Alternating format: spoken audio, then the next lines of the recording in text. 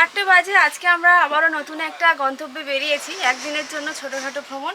Sleeper বাসেই যাচ্ছি। বাসের এইদিকে 3 জনের সিট আর এইদিকে থাকে 2 জনের।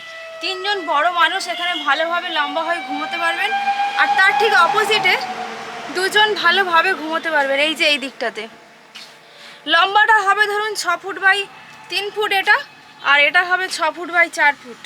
এটা হলো নিচের সিট, আর ওপরের সিটটা ঠিক তেমনি একই রকম। এদিকে থাকে 3x3 আর এদিকে 2x2। ওঠার জন্য সিঁড়ি করা আছে, এই যে সিঁড়ি আছে এখান থেকে এই সিঁড়ি দিয়ে আপনি উঠে যাবেন। আর এই সাইডে একটা গার্ড মতো করা আছে যাতে কিনা রাত্রেবেলা ঘুমানোর সময় যখন গাড়ি চলবে তখন পড়ে যাওয়ার কোনো রিস্ক থাকে না। আর সবাই এখনও আসেনি, প্যাসেঞ্জার সবাই আসবে একের পর এক। আর আমাদের সিটটা একদম সামনে ওপরে, ঠিক এই দিকটাতে। গাড়ির যে প্রথম সিট হয় কেবিনের ঠিক পরে সেই সিটটা। আর আপনারা সবাই জানেন যে ওই সিটটা আমাদের সবসময় বাসে ভ্রমণ করলে ওই সিটটাই ধরা বাঁধা, আর সেই সিটে আমরা এবারেও যাত্রা করছি।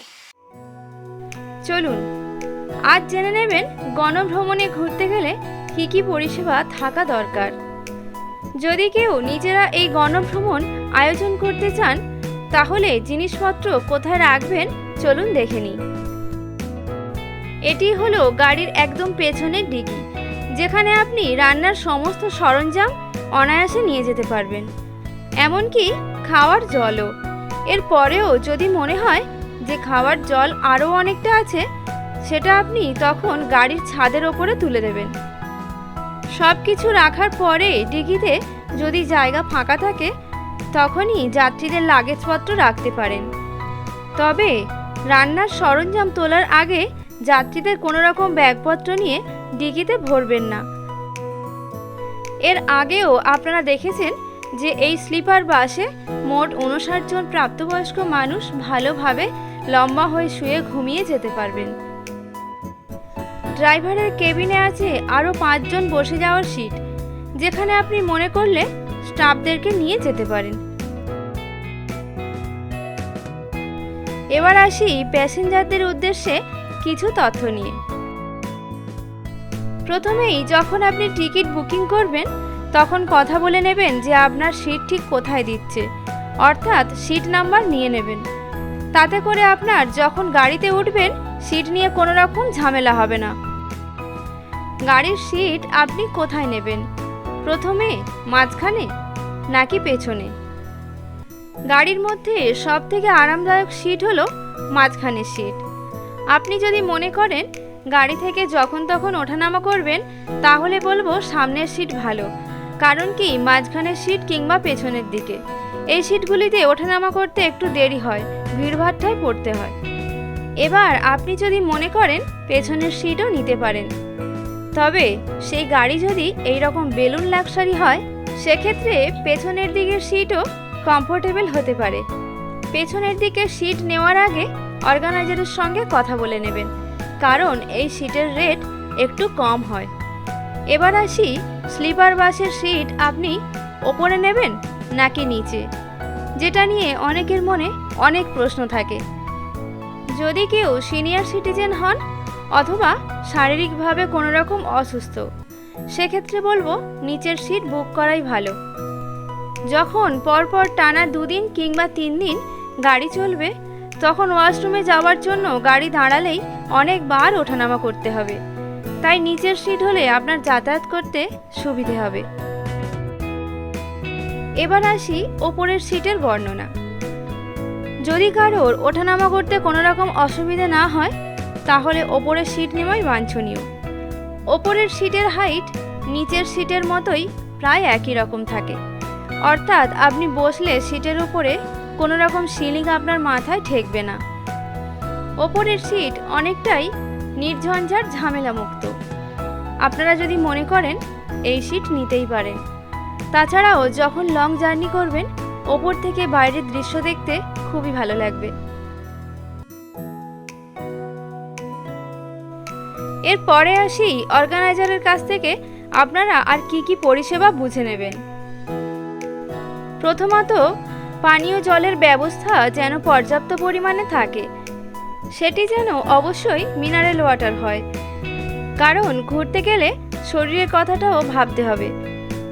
যেখান থেকে সেখান থেকে খোলা পানীয় জল পান করলে শরীর খারাপ হওয়ার সম্ভাবনা থেকে যায়, জল থেকে অনেক সময় এফেক্ট হতে পারে। তাই মিনারেল ওয়াটার হলে শারীরিকভাবে অনেকটাই সুস্থ থাকা যায়। প্রতিদিন জনপ্রতি 3 লিটার করে জলের প্রয়োজন। এরপরে আসি খাওয়া দাওয়া নিয়ে।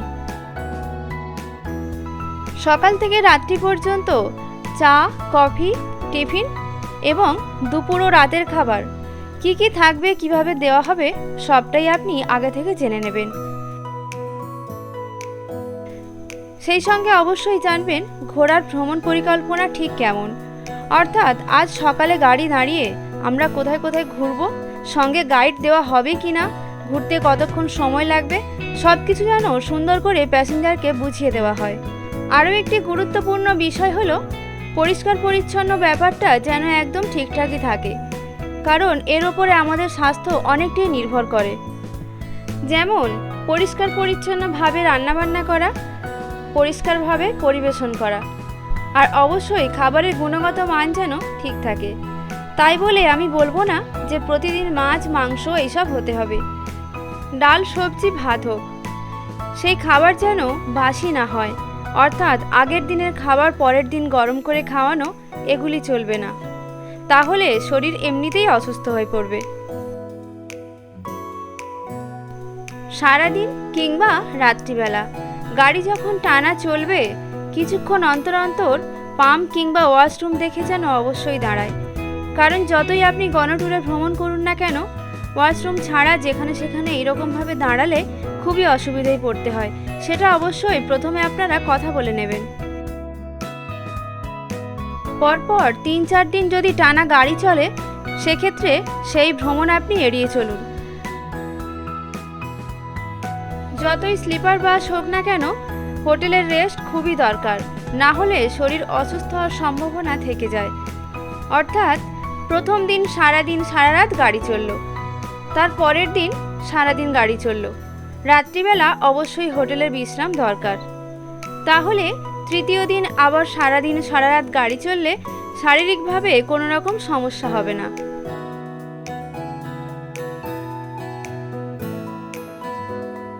সাধারণত গণভ্রমণে সাইট সিইংয়ের খরচ টিকিটের প্যাকেজের মধ্যে ধরা থাকে না, তাই অর্গানাইজারের সঙ্গে কথা বলে নেবেন যে আনুমানিক খরচ কত হতে পারে জনপ্রতি। তাহলে প্রয়োজন মতো নগদ টাকা সঙ্গে নিয়ে যেতে পারবেন, আপনার ঘুরতে কোনো রকম সমস্যা হবে না। 2 দিন গাড়ি চলার পর আমরা প্রত্যেকেই ক্লান্ত থাকব, তাই তখন খাওয়ার থেকে বেশি দরকার পর্যাপ্ত পরিমাণ বিশ্রামের। আপনি গিয়ে দেখলেন যে একটি 4 বেড রুমে 5 জনকে থাকতে দেওয়া হয়েছে, সেক্ষেত্রে কিন্তু যথেষ্ট অসুবিধে হবে। তাই অর্গানাইজারের সঙ্গে আগে থেকে কথা বলে নেবেন যে আপনি ডরমিটরি রুমে থাকতে চান, নাকি পার্সোনাল রুম নেবেন, নাকি 4 জনের সঙ্গে কিংবা 3 জনের সঙ্গে। প্রত্যেক ক্ষেত্রে হয়তো আলাদা আলাদা করে টিকিটের রেট ধার্য করা থাকে। আগে থেকে পরিষ্কার হয়ে নিলে ঘুমের সময় আপনার কোনো রকম ব্যাঘাত ঘটবে না। এই সব পরিষেবা পেতে গেলে টিকিটের চার্জ হয়তো একটু বেশি হতে পারে, কিন্তু আমি বলবো সেক্ষেত্রে তাও ভালো, কারণ ঘুরতে গেলে কম বেশি খরচ প্রত্যেকেরই হয়ে থাকে, কিন্তু শরীর ভালো রেখে ভালোভাবে ঘোরার জন্য এই পরিষেবাগুলি অবশ্যই দরকার। সব শেষে আমার নিজস্ব মতামত। ধরুন আপনি কোনো তীর্থস্থানে দর্শন করতে যাচ্ছেন, তখন আপনাকে বলা হলো যে গাড়িতে জুতো, মোবাইল রেখে যেতে, কিন্তু আমি বলবো প্রত্যেকটি তীর্থস্থানের পাশে ক্লক রুম থাকে, যেখানে আপনি জুতো, মোবাইল সবই রাখতে পারবেন। কারণ আপনি যদি মোবাইল না নিয়ে যান, সঙ্গীদের থেকে আপনার হারিয়ে যাওয়ার সম্ভাবনা অনেক সময় থেকে যায়, তখন আপনি খুঁজে পেতে খুবই সমস্যায় পড়বেন। আবার অনেকে আছেন যারা খালি পায়ে হাঁটতে পারেন না, তাদের জন্য ওই ক্লক রুমে গিয়ে জুতো রাখা খুবই দরকার। আগে থেকে এতটা দূর থেকে গাড়িতে জুতো রেখে যাওয়ার কোনো দরকার নেই। আজ এই পর্যন্ত, ফিরছি পরের দিন। আপনারা সবাই খুব ভালো থাকবেন, সুস্থ থাকবেন, আর সব সময় মনের কথা শুনে চলবেন। আর যদি ভিডিওটি ভালো লেগে থাকে অবশ্যই কমেন্টে জানাবেন।